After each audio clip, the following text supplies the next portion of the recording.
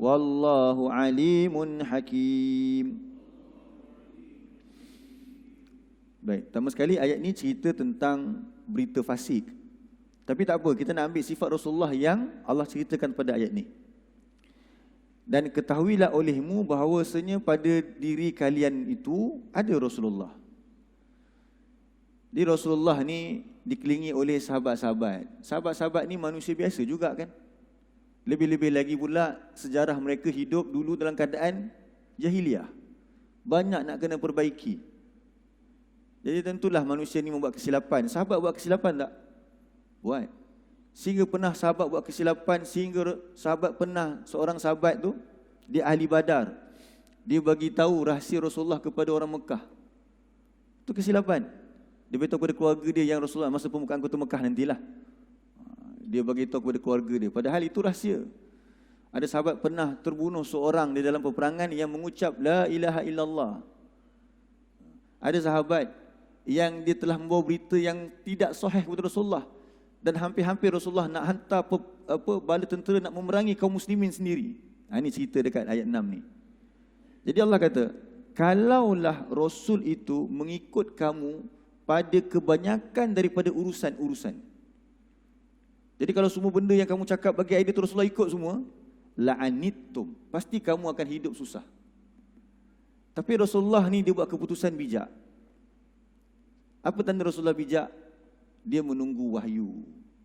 Dia buat keputusan berdasarkan firman Allah. Menjadikan apa dia?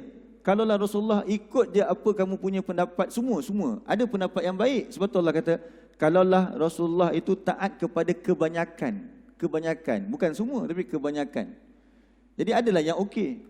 Tapi kalau ikut kebanyakan daripada kamu, mesti kamu susah nanti. Jadi Rasulullah ni buat keputusan yang tepat, yang jitu. Sebab tu bila orang-orang musyrik tadi yang 80 orang serang Rasulullah, patut ini peluang untuk apa? Serang balik. Dahlah tadi kamu baru je halang kami nak masuk Mekah. Sebab yang menjaga Mekah ketika itu orang-orang musyrik.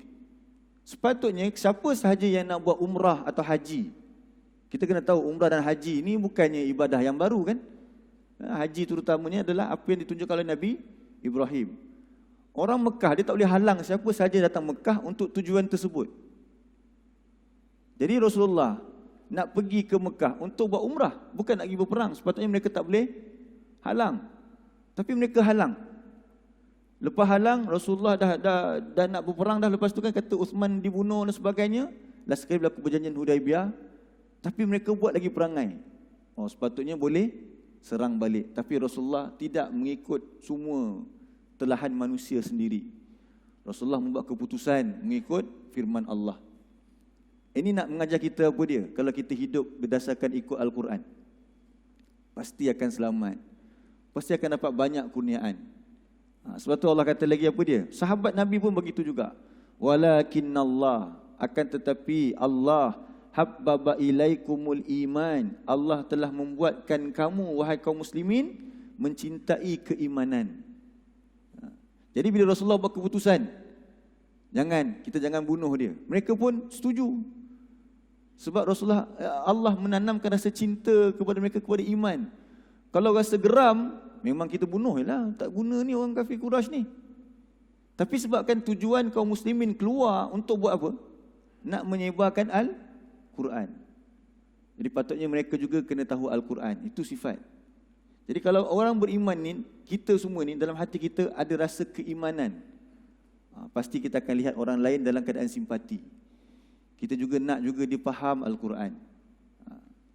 Kemudian Allah kata apa lagi? وَزَيَّنَهُ فِي قُلُوبِكُمْ, dan menghiaskan keimanan itu dalam hati kamu. Yang kamu nampak yang baik-baik je. Apa yang Rasulullah tetapkan, itu yang terbaik bagi kamu. Walaupun keputusannya mungkin tak sama dengan apa yang kamu rasakan. وَقَرَّهَ إِلَيْكُمُ الْكُفْرَ وَالْفُسُوقَ وَالْإِسْيَانَ, dan Allah juga menanamkan rasa benci kepada kamu, kepada keingkaran. Wal fusuq, dan kefasikan, wal isyan, dan kederhakaan. Jadi Rasulullah dan para sahabat yang bertimbang rasa, yang bijaksana ini, Allah puji mereka, Allah kata mereka itulah orang-orang yang rasyidun. Apa maksud rasyidun? Orang-orang yang dia itu mendapat petunjuk, mendapat bimbingan. Itulah dia fadlan minallah, kurniaan daripada Allah, wa ni'mah dan nikmat. Wallahu alimun hakim, dan Allah Maha mengetahui lagi Maha bijaksana. Okey, baik, buka balik ayat 24 tadi. Jadi ayat 24 yang kita belajar hari ini rupanya kisah tentang apa? Setelah berlaku perjanjian Hudaibiyah, ada sekelompok kaum musyrikin ini melanggar perjanjian tersebut dengan cuba untuk menyerang Rasulullah. Tetapi Rasulullah dapat menawan mereka. Tapi adakah Rasulullah membunuh mereka? Adakah Rasulullah menyuruh sahabat-sahabatnya menyeksa ataupun melakukan sesuatu ke atas mereka? Jawapannya tidak. Bahkan Rasulullah membebaskan mereka. Ini menjadikan apa? Menjadikan berita-berita kebaikan kaum muslimin ini tersebar. Berita-berita kaum muslimin ini tersebar. Sebab tu di antara isi perjanjian Hudaibiyah tu apa dia? Sekiranya ada kaum musyrik yang ditangkap ataupun kaum orang Mekah yang pergi ke Madinah, mesti dibuat apa? Dihantar balik.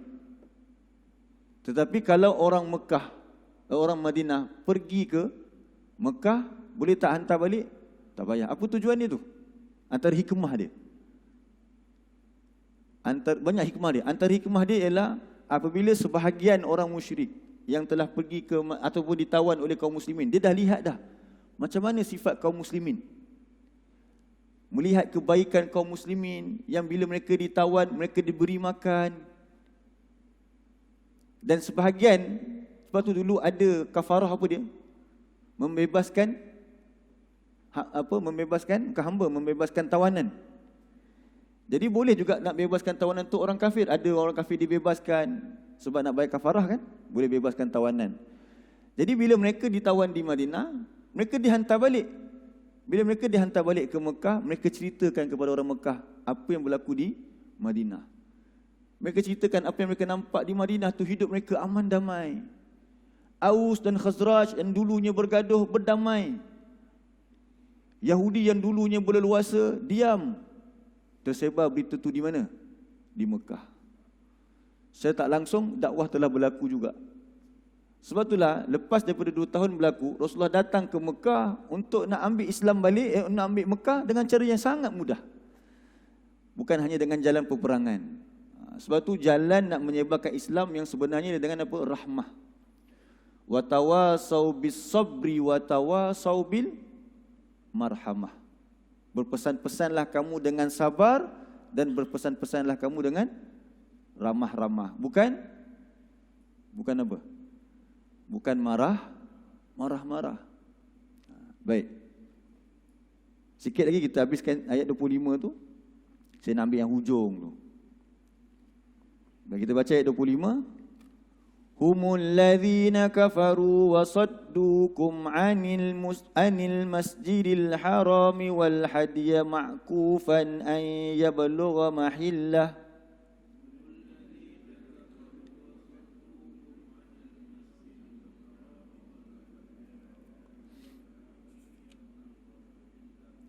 ولولا رجال مؤمنون ونساء مؤمنات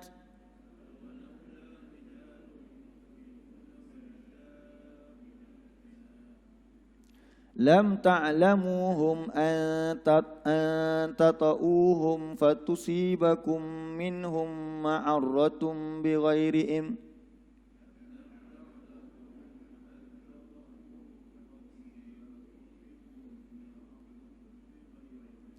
ليدخل الله في رحمته من يشاء لو تزيلوا لعذبنا الذين كفروا منهم عذابا أليما.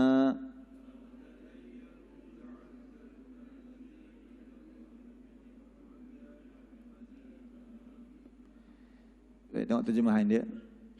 Humul ladzina kafaru. Mereka tu siapa yang Allah tahan tangan-tangan mereka tadi daripada kamu? Mereka adalah orang-orang yang kafaru, telah ingkar oleh mereka. Jadi ingat lagi tak maksud kafara ni apa dia? Minggu lepas kita sebut. Menutup. Jadi mereka ingkar. Bila adanya orang yang ingkar ini, mereka menutup Al-Quran. Mereka menutup jalan-jalan agama ini. Wasaddukum, dan mereka menghalang kamu anil masjidil haram, daripada masjidil haram. Mereka ni yang kamu nak masuk Mekah tadi, patutnya mereka kena bagi. Sebab mereka jaga Mekah. Bila orang nak buat umrah, siapa pun kena bayarkan. Wal hadya, dan mereka juga menghalang haiwan. Hadiah ni haiwan korban ataupun haiwan yang kamu nak sembelih. Ma'kufan, yang ditahan. Ay yablugha, daripada sampai mahillah, ke tempat sembelih tu. Walaula rijalun. Yang ni kita nak tengok. Tengok Allah kata apa dia? Dan jikalaulah bukan rijalun, lelaki-lelaki mukminun yang beriman, wa nisaun, dan perempuan-perempuan mukminatun yang beriman, lam ta'lamuhum, yang kamu tidak mengenali mereka akan, ta'lamuhum, dan tidak kamu mengetahui akan mereka, antata'uhum, kamu akan bunuh mereka, fatusibakum minhum, dan maka akan menimpa akan kamu daripada kerana mereka ma'arratun, kesulitan, bi ghairihim, tanpa pengetahuan. Liyudkhilallahu fi rahmatihi man yasha, kerana Allah hendak memasukkan ke dalam rahmatnya siapa sahaja yang dia kehendaki. Lau tazayyalu, dan kalaulah mereka terpisah, la'azzabnal ladzina kafaru, nescaya kami seksa orang-orang yang ingkar, minhum, daripada kalangan mereka, azaban aliman, akan siksaan yang pedih. Baik, cuba lihat terjemahan mafhum dia tu sekali lagi. Mereka lah orang-orang kafir yang menghalang kamu masuk ke dalam Masjidil Haram dan merintangi haiwan-haiwan korban daripada sampai ke tempat penyembelihannya. Dan kalau bukan kerana ada beberapa orang-orang beriman, yang lelaki dan yang perempuan, yang tidak kamu ketahui, tentu kamu akan membunuh mereka, yang menyebabkan kamu ditimpa kesusahan tanpa kamu sedari. Kerana Allah berkuasa hendak memasukkan siapa yang dia kehendaki ke dalam rahmatnya. Sekiranya mereka terpisah, tentu kami akan mengazab orang-orang yang kafir di antara mereka dengan azab yang pedih. Dekat sini ada dua lagi hikmah. Kenapa tak berlakunya peperangan? Kalaulah Rasulullah ikut je pendapat sahabat, kita serang je Mekah. Kita datang ni sebab apa? Nak buat umrah. Tapi mereka halang, kita serang. Kalau kita kalah, kita syahid. Kalau kita menang, kita telah memenangkan Islam. Kan itu antara yang disebut oleh para sahabat yang asalnya tidak bersetuju dengan Hudaybiyah. Tetapi rupanya ada hikmah yang kaum muslimin tak tahu, Allah pelihara. Apa dia? Rupanya di Mekah ada kaum muslimin lain yang masuk Islam secara diam-diam, yang Rasulullah pun tak tahu siapa, yang sahabat-sahabat pun tak tahu siapa. Jadi cuba bayangkan kalau Rasulullah berperang, dan perang tu pula dalam kota Mekah, fi batni Makkah.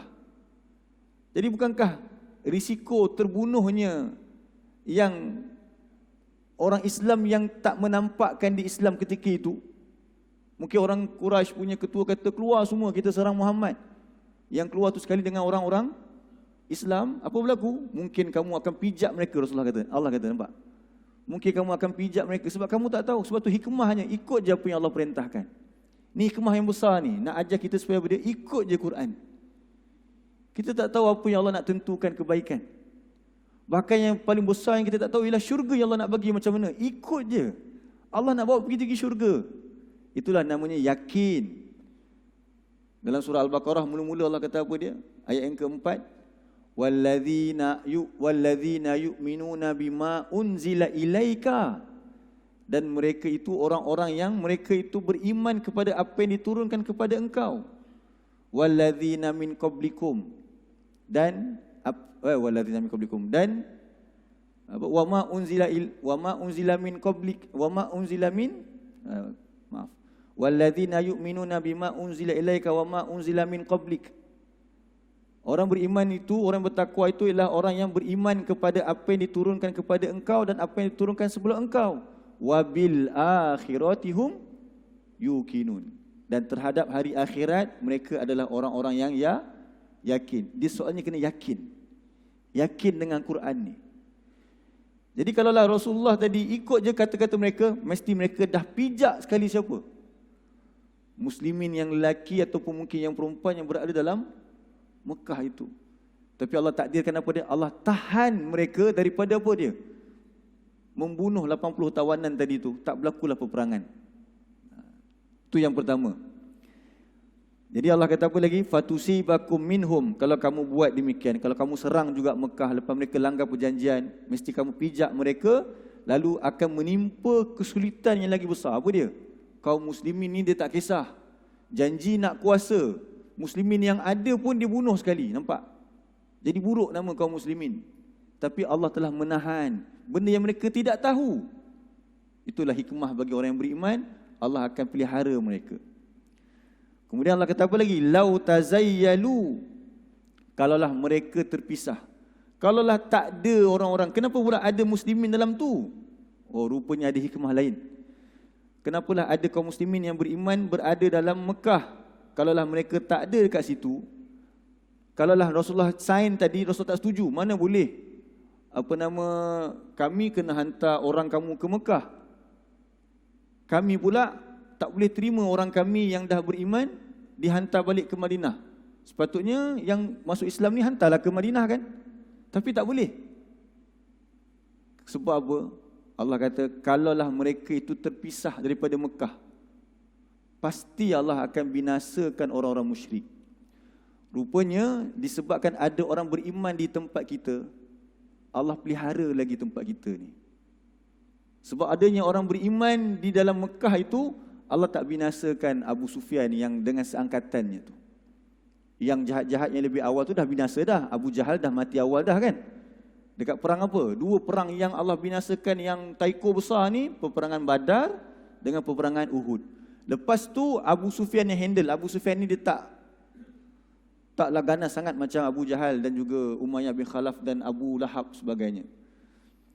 Lebih-lebih lagi pula, rupanya dalam Mekah itu ada orang-orang Islam. Jadi bila ada orang Islam dalam Mekah, Allah pelihara. Sebab tu kalau kita lihat dulu, kaum Nabi Lut, kaum Nabi Saleh, Nabi Nuh dan sebagainya, bila Allah perintahkan Nabi dan kaum muslimin tu keluar daripada negeri tersebut, apa jadi? Hancur. Sebab tu kita kena bekerja, kita kena belajar Quran dan sebarkan Quran supaya apa dia? Allah tak binasakan. Sebab tu nanti final, nanti akhirat nanti berlaku kerana apa? Dah tak ada orang nak sibukkan lagi dengan Quran ni. Jadi besar tak orang yang ada Quran ni sebenarnya hidup dia? Dia telah menyebabkan orang lain yang kafir kepada Allah pun hidup dalam keadaan selamat. Sebab tu kita seorang Muslim. Muslim ni salah satu maksud dia apa dia? Muslim yang menyelamatkan. Muslim ni juga maksud dia apa dia? Yang menyelamatkan. Sebab ada Muslim di satu tempat lah, Allah tak binasakan suatu negeri tersebut. Itu yang kita dapat hikmah daripada ayat yang ke-20 berapa tadi? Tadi 24, ayat 25. Baik. Jadi insya-Allah saya rasa setakat itu dulu untuk pelajaran kita pada hari ini. Jadi sepatutnya kita semakin jelas. Tugas kaum muslimin ni besar dan dia ni sebenarnya hebat. Dia tu kalau dalam cerita-cerita ni budak-budak kita bangga dengan superhero kan, nampak tak? Kita banggakan dia dengan Spiderman lah, dengan Superman sebagainya. Dia terlupa yang kaum muslimin ni semuanya superhero.